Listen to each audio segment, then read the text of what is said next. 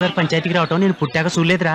నిజమేరా, అతనికి జరగాల్సిందేరా, లేకుంటే అతను దౌర్జన్యానికి అంతే లేకుండా పోతుంది. అది నిజమే. మిమ్మల్ని నమ్ముకొని నోరుపుతుందా? మరి నా పెళ్ళం పిల్లలు క్షేమమేగా? 200 మైళ్ళ దూరాన పెట్టినా. నువ్వేం తొక్కురాడకు.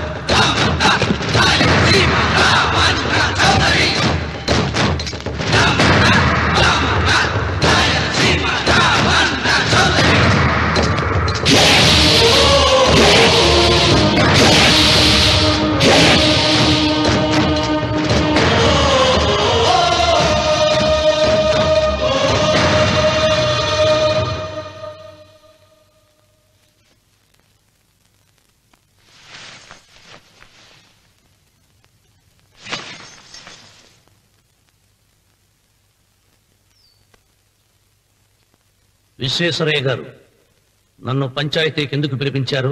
మీరు తన ఇంటి దగ్గరికి వచ్చి పొలం ఇమ్మని బెదిరించారని సుబ్బారాయుడు పంచాయతీలో చెప్పాడు. అది నిజమో కాదో కనుక్కుందామని. దానికి సమాధానం సుబ్బారాయుడు చెబితే బాగుంటుంది. చెబుతాను. జరిగినట్టు చెప్పడానికి నాకు భయమైందే.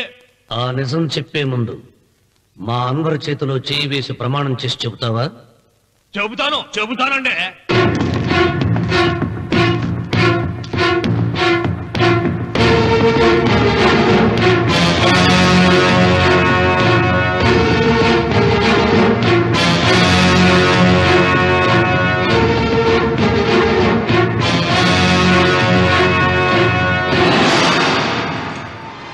నీ పెళ్ళం తాలిపట్టు పెంచల తెచ్చాం.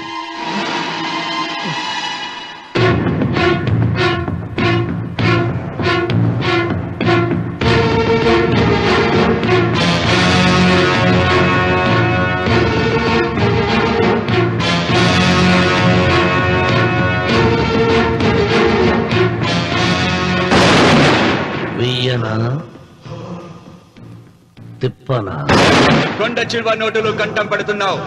చేస్తావు. అయినా తిప్పతే ఏమవుతుంది నీకు తెలుసు కదా. అంతా నిజమే చెప్తాను, అబద్ధం చెప్పను. రామన్న చౌదరి గారు నా పొలం కాడికి వచ్చి వ్యవసాయంలో నష్టం వస్తుందంట కదా, పొలం ఏమన్నా అమ్ముతావా అన్నారండి. మంచి రేటు వస్తే అమ్ముతానన్నానండి. ఆయన డబ్బులు ఇచ్చారండి, నేను పొలం ఇచ్చానండి. ఆయన మనుషులు నీ కుప్ప తగలబెట్టినారంటివే. మా పాలేరు తెలియకో బీడి ముక్క పడేసినాడంట. తప్పు అయిపోయిందండి. పెద్ద మనుషులు పంచాయతీకి పిలిపించారు. మన్నించండి బాబు.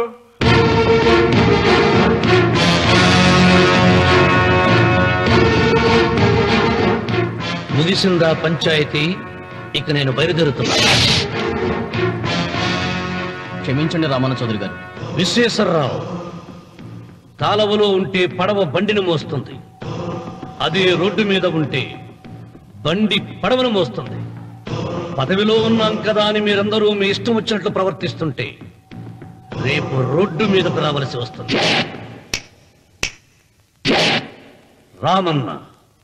రామన్న చౌదరిరా.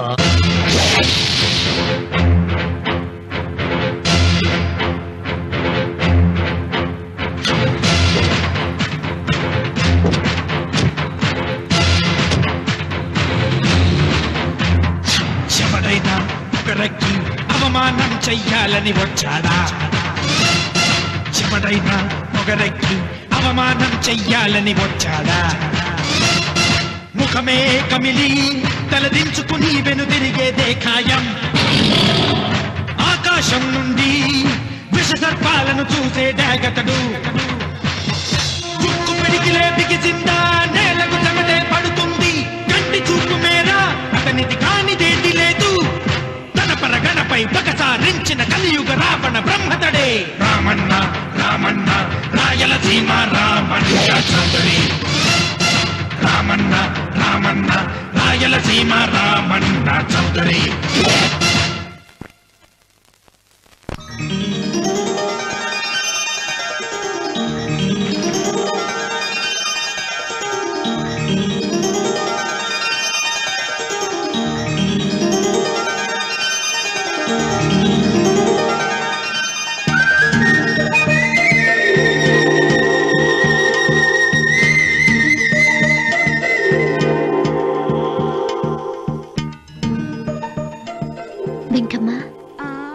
కాళ్ళు ఒత్తేది కూడా తెలియకుండా మెత్తగా ఒత్తుతున్నావే. క్షమించండి అమ్మాయి గారు. అన్నవరం పొద్దుటి నుంచి నా మనసు నా దగ్గర లేదురా. ఏ చేతి ఖర్చులు డబ్బులు లేవని అక్కడ తాకట్టు పెట్టారా? లేదురా, ఆ అమ్మాయి గుర్తొస్తుంది. ఈయన్ని గుడికి తీసుకెళ్ళటం నాదే తప్పు. పంపదీసి నేను చూసిన అమ్మాయి గురించి ఆలోచిస్తున్నాడా ఏంటి? ఏంట్రా సణుగుతున్నావు? సణుగుడుగా చిరబాబు గారు, ఆవిడ గురించే ఆలోచిస్తున్నా. ఆవిడ గొంతు, ఆ కళ్ళు, ఆవిడ కట్టుకున్న చీర, ఆవిడ పెట్టుకున్న నగలు. చీర ఎక్కడ కట్టిందిరా? గుండెల దాకా లంగా కట్టుకుని కొలంలో స్నానం చేస్తుంటే. కొలంలో స్నానం చేయడం ఏంటి చిరబాబు? గుళ్ళో నా పక్కన నిలబడి హారతి తీసుకుంటాను. నువ్వెవరి గురించి మాట్లాడుతున్నావురా? నేను చూసిన అతను చాలా గొప్పవాడు, బాగా డబ్బులున్నవాడు. రేపు నన్ను చూసుకోవడానికి వస్తున్నాడు. అందుకని మీరు ఏంటి, నేను ఇక్కడ ఉండకుండా వెళ్ళిపోవాలా? మీరు నాలాగా, నేను మీలాగా నటించాలమ్మా. అంటే పని మనిషిలాగానా? మరి అమ్మ నాన్న వాళ్ళు వస్తే ఎలా? వాళ్ళు వస్తాయేంటి? ఒకళ్ళు వంట మనిషి, ఒకళ్ళు తోట మళ్ళీ చెప్పుకుంటానమ్మా. మీరేం బాధపడకండి చంద్రబాబు గారు. మీరు చూసిన అమ్మాయిని నేను ఎతికి పట్టుకుంటా. ఈ లోపు మీరు నాకు సాయం చేయాలి. ఏమిటిది? గొడుగు సరిగ్గా పట్టుకో. వంగలేకపోతున్నావా?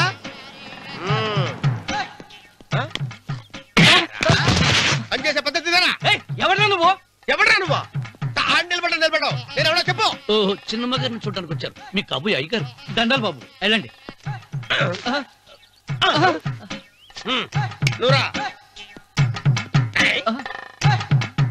పెద్దయ్య గారు అమ్మగారు లేకుండా ఈ చూసుకోవడాలేంటో. కొంచెం ఎక్కువ చేస్తున్నట్టున్నావు. ఎవరిని ఎక్కడ ఉంచాలో అక్కడే ఉంచాలి. వీడు కొంచెం చదివిచ్చాను, నెత్తిరెక్కుతున్నాడు. వీడి సంగతి తరువాత.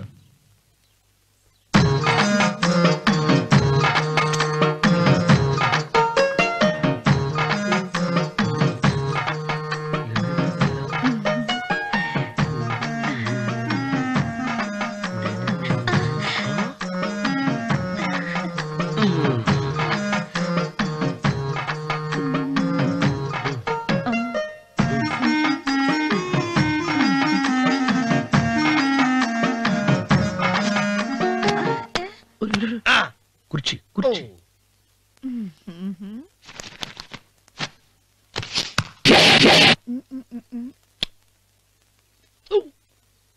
అరుకు వస్తున్నానమ్మాయి గారు.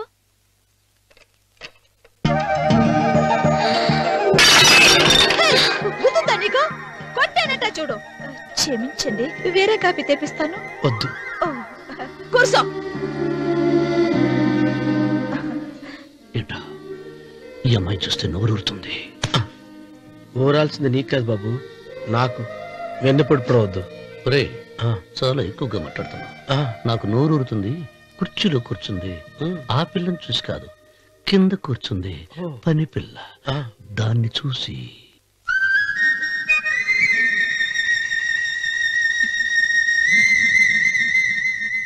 ఏంటిది? నా మనసు పాలేరు మీదకి పోతుంది. ఏంటో. అయ్య గారిని ఏమైనా ప్రశ్నలు అడగండి అమ్మగారు. నేనా? పొద్దున్నే టిఫిన్ ఏం తీసుకుంటారు అని అమ్మగారు అడగమంటున్నారు. టిఫినియా? టిఫిన్ ఎవరు పెడతాడు? మొక్క పొద్దునే సతికుడు లాగించేస్తాం. ఏంటి అలా అరిచారు? చచ్చిపోయిన మా అమ్మా నాన్న గుర్తొచ్చినప్పుడు అని అలుస్తా. అలాగా? మరి సర్ది కూడా అంటున్నారేంటి? ఆరోగ్యానికి చాలా మంచిదని ఈ మధ్య సర్ది కూడా అలవాటు చేస్తున్నారు కదా యజమాని. వెంకు, నీకు పొలం ఎంత ఉంది? పొలమా? ముప్పయ్యా. అమ్మాయి గారు ఏం చదువుకున్నారు? 3వ క్లాసు, 3rd స్టాండర్డ్. కలాసా. అమ్మాయి గారు ఏంటి అలా మాట్లాడుతున్నారు? అది అచ్చ తెలుగు అంతరించిపోతుందని అలా మాట్లాడుతున్నాం. ఇంతకీ మా అమ్మగారు నచ్చిందా? నచ్చింది. ఒరే, నాకు ఈ పని పిల్ల నచ్చింది. నాకు 30 నచ్చింది. అయితే నువ్వు దాన్ని చూసుకో, నేను దీన్ని చూసుకుంటాను.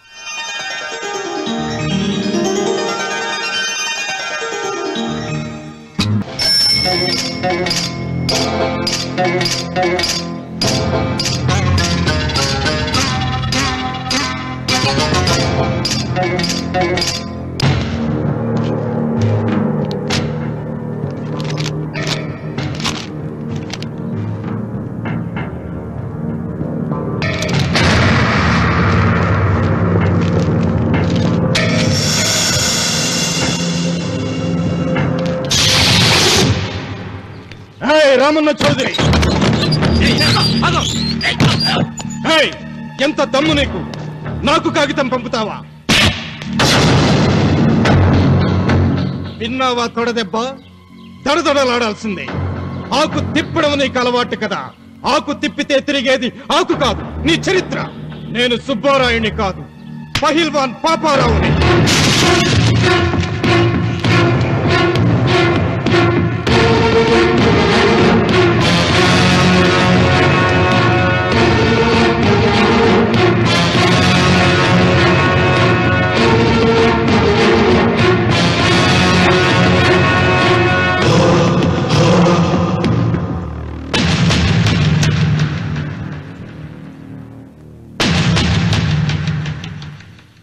అది నా జోలికి వస్తే ఎముకలు విరిగిపోతాయని అర్థం చేసుకున్నావన్నమాట.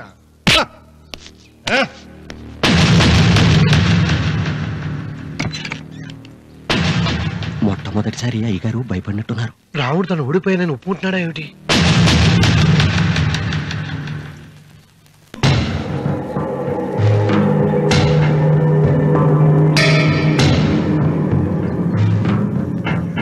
నిన్న నువ్వు వాళ్ళ ఇంటికి పోయి తొడగొట్టి సవాల్ చేసినప్పుడే నోరు మెదపనోడు ఇలా కారు కదుపుతాడా? రాడన్నా నమ్మకం. వస్తే బాగుండు. నా కండలకి యమ దురదగా ఉంది. రామన్న చౌదరి బాడీ మీద అరగ తీసుకోవాలని ఉంది.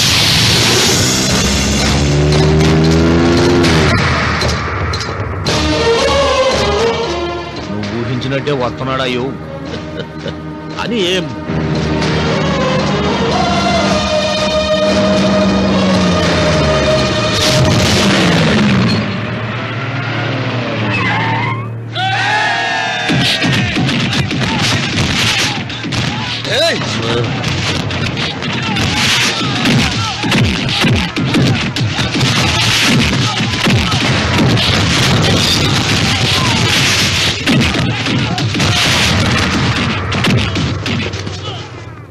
రామన్న చౌదరి, నా కుర్రాళ్ళు ఒక్కొక్కడు ఒక్కొక్క ఆంజనేయుడు లాంటి వాడు. చూసావా నీ వాళ్ళని ఎలా చెడుగుడు ఆడించానో? రావద్దని చెప్పినా వచ్చినందుకు నీకు శిక్ష పడాలిగా. వచ్చి నా కాళ్ళు పట్టుకొని తప్పైందని అడుక్కోవాలి.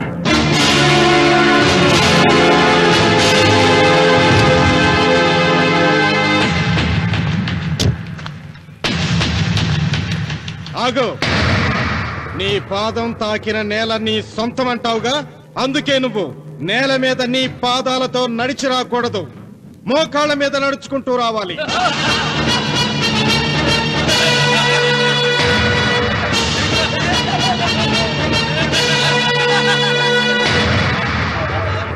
కానీ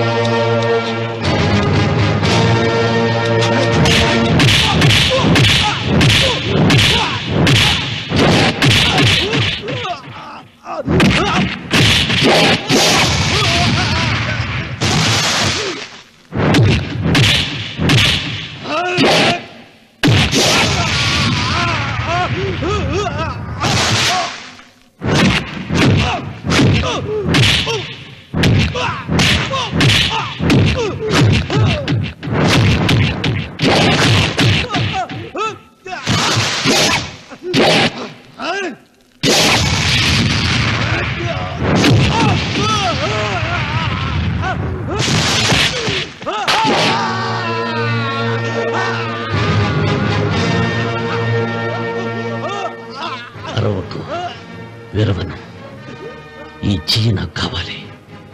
దస్తావేజుల మీద సంతకం పెట్టాలి కదా. అన్వర్,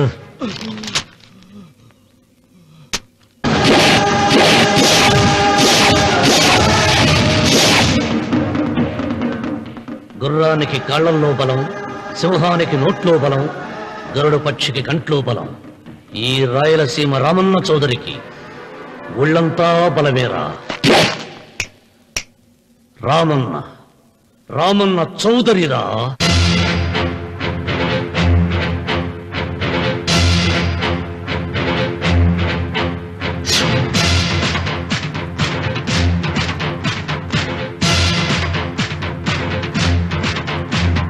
సింగంలా గర్జించి కనుబొమ్మ విరిచి తల బెదిలించాడా. సింగంలా గర్జించి కనుబొమ్మ విరిచి తల బెదిలించాడా. ఏ తొడలే చరిచే ఉన్మాదులకు పెడుగుపాటు అతడు. శత్రువింటికెళ్ళి ప్రళయమేఘమై ప్రతిధ్వనిస్తాడు. చూపుడు వేలు ఎత్తాడా, గాలికి ఊపిరిగాడెదురా. శివుడికి తెలుసు వజ్రమట్టి తన గుండెలో ఏముందో. పరులకు తెలియని రక్త ఘోషలు అశ్రు తర్పణంతో. రామన్న రామన్న రాయలసీమ రామన్న చౌదరి. రామన్న రామన్న రాయలసీమ రామన్న చౌదరి.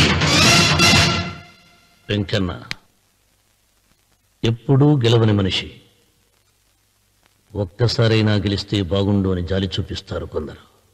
కాదు, ఎప్పుడూ గెలిచే మనిషి. ఈసారైనా ఓడిపోతే బాగుండు అని అసూయపడతారు అందరూ. ఈ రామన్న చౌదరికి ఎన్నడూ ఓటమి లేదు, రాదు.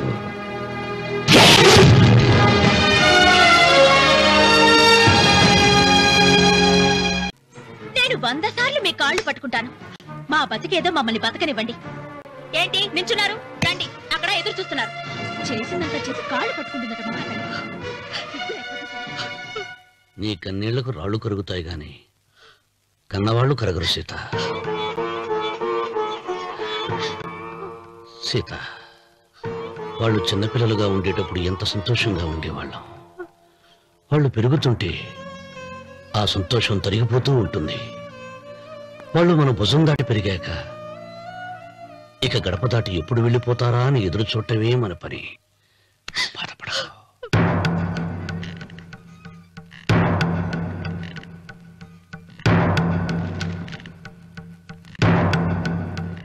ఇదేంటి లారీ గారు, ఆస్తి మాత్రమే 3 వాటాలుగా రాశారేంటి? అమ్మ నగలో నాకు వాటా ఉందిగా. ఆ నగల గురించి కూడా దీంట్లో రాయండి.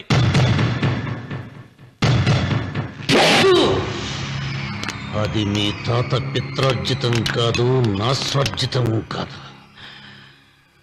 నా భార్య స్త్రీధనం. అందులో వాటా ఎవరికి రాదు, లేదు. ఓహో, అమ్మ గదిలోకి వచ్చేడిస్తే నా మీద ప్రేమ అనుకున్నాను. నగలివ్వాలని ఏడుపా. ఈ ఏడుపేదో నన్ను కనక ముందు ఏడవాలి.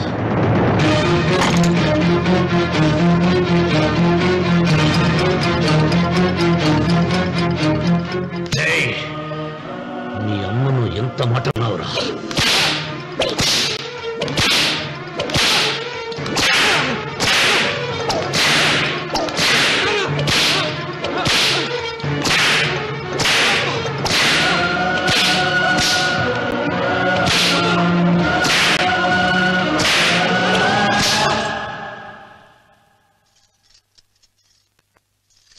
మీరేం పెద్ద మనిషండి? పెళ్ళైన కొడుకుని కొడతారా? ఆస్తి ఇవ్వడం ఇష్టం లేకపోతే ఇష్టం లేదు అని చెప్పండి. కూలి చేసుకుని బతుకుతాం, లేదా ఆలయం ముందు అడుక్కు తిని బతుకుతాం. ఇప్పుడు ఆయన మీ కొడుకు కాదు, నా మొగుడు. నా మొగుడిని కొట్టే హక్కు మీకు లేదు.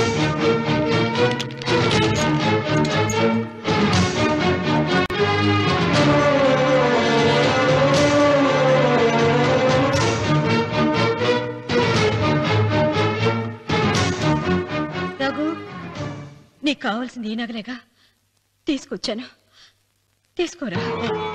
వద్దమ్మా, వద్దు. కాదన్నయ్య. వద్దమ్మా, నా మాట విను.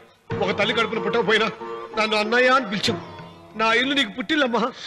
ఆడపడుచు బతికుండగా పుట్టిన నగలు పంచడం శుభం కాదమ్మా, శుభం కాదు. రే రఘు, ఆ నగలి బదులుగా నా పొలం, నా ఇంట్లో బంగారంతో నీకు ఇచ్చేస్తాను. తీసుకెళ్ళిపోరా. అలాగే లాయర్ గారు అవి కూడా రాయండి.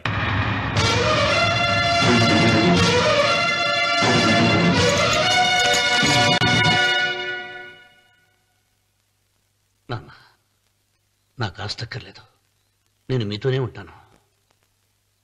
మరదల్ని కొట్టే సంస్కారం ఉన్న కొడుకుని ఇంట్లో ఉంచుకునే సంస్కారం నాకు లేదు. వెళ్ళిపో.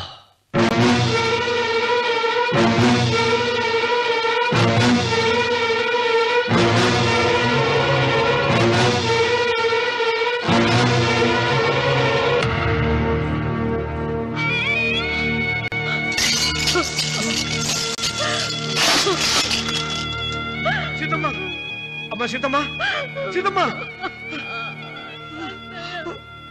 ఒరే రావుడు, నాకేదో భయంగా ఉందిరా. ఆ దేవుడి శాపం తగిలింది, లేకపోతే నీ కుటుంబం ఇలా ముక్కైపోవటం ఏంటి? నా మాట విను, వెళ్ళు. ఆ శివలింగాన్ని తిరిగి తీసుకొచ్చి యథాస్థానంలో ప్రతిష్ఠిస్తారా?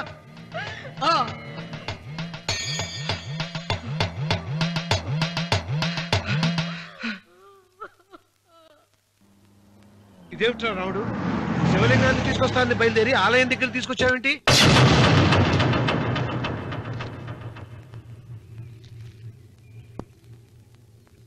ఎలారా ఈ ఆలయాన్ని పడగొట్టాలి? ఎప్పుడు రా సంబశివరావు పొలం నా సొంతం అవుతుంది? వెంకన్న, నా పట్టుదల కోసం నేను ధరించిన ఈ నల్ల చొక్కా ఎప్పుడు రా మార్చేది? ప్రతీకారం కోసం ప్రమాణం చేసి వేసుకున్న నా తండ్రి మొలతాడు ఎప్పుడు రా నా మెడ నుంచి ఊడిపడుతుంది? వెంకన్న, చెప్పరా, ఆ ఆలయాన్ని పడగొట్టి ఉపాయం చెప్పు. ఇంత జరిగినా కూడా నీ అహంకారం తగ్గలేదురా? నారు పొయ్యకుండా నీరు పెట్టకుండా ఈ ప్రపంచంలో పెరిగేది ఒక్కటే, అహంకారం. అది నా సొంతం.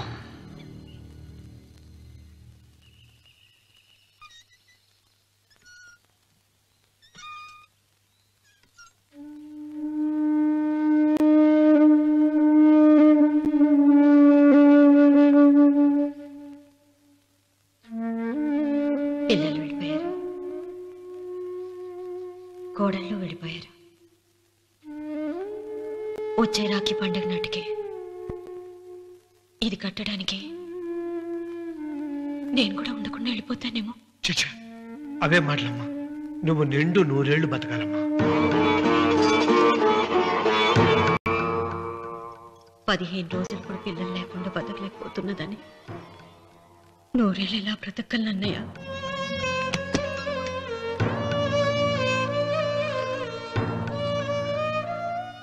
వీటి కోసమేగా మా పిల్లలిద్దరిని ఇంట్లోంచి వెళ్ళగొట్టారు. నేను చనిపోయాక మా ఇద్దరు కోడలికి సమానంగా పంచిపెట్టమని చెప్పు. ఇప్పుడు ఎందుకమ్మా అదంతా? అసలే నీ ఆరోగ్యం బాగలేదు. నన్నెప్పుడూ నిండు ముత్తైదుగా చూడాలనేది ఆయన కోరిక. పోయే ముందు ఒక్కసారి నిండుగా అలంకరించుకోవాలని ఉందన్నయ్య.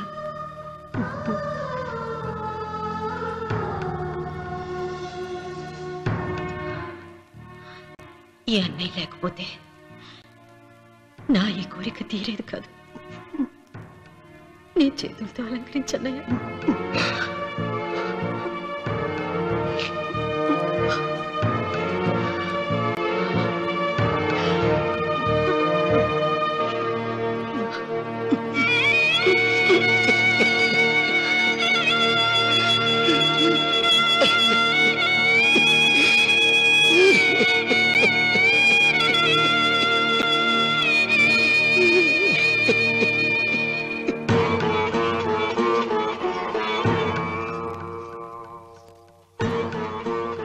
ఏమిటి సీత? వడ్డానం పట్టట్లేదా? సరిగ్గా పెట్టండి. పేరంటానిక? అర్థం ముందు అలంకరించుకుని కూర్చోవడం కంటే ఆడదానికి వేరే పేరంటే ఉంటుంది చెప్పండి. ఏమండి, మీరు ఉత్తమ జాతి స్త్రీ రెండో కోరిక కోరదు అన్నారు. అందుకే మిమ్మల్ని అడగలేకపోయాను. కానీ చనిపోయే ముందు నీ ఆఖరి కోరిక ఏమిటి అని అడుగుతారు. నా ఆఖరి కోరిక ఆ శివలింగాన్ని తీసుకొచ్చి ఇంటి ముందు ప్రతిష్ఠించండి.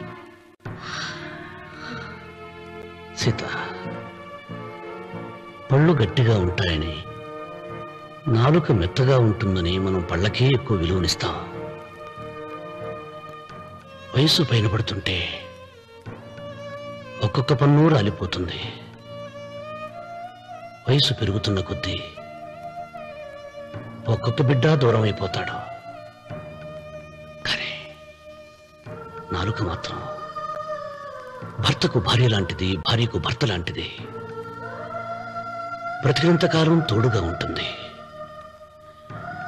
బిడ్డలు దూరం అయిపోయారని ఏదోదో మాట్లాడుతున్నా. సీత, నా మీద కోపం వచ్చిందా?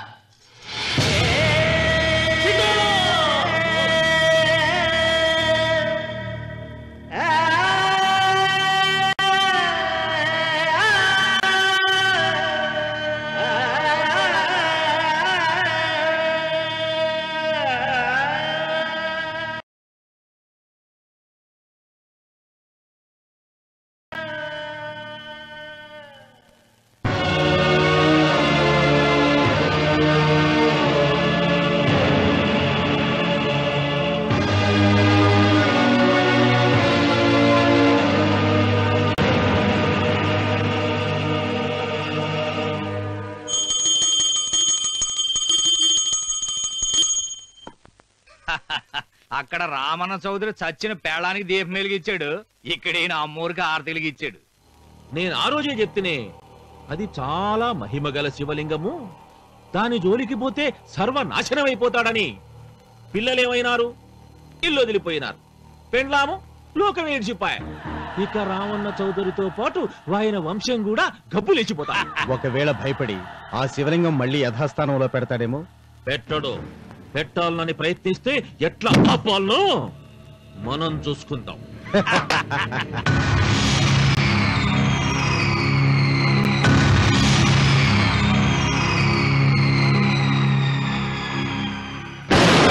ఆలయాన్ని పడగొట్టించి ఆలయమే లేదు కాబట్టి ఇక పొలం ఎందుకని ప్రశ్నించి అప్పుడు నా స్వాధీనం చేసుకుంటాను. అమ్మవారి ఆలయాన్ని నువ్వు తాకలేవు.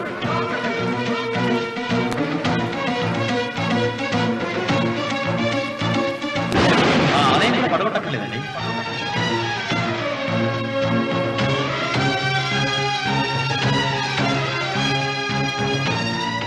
నీ వంశం నిర్వంశమైపోతుంది.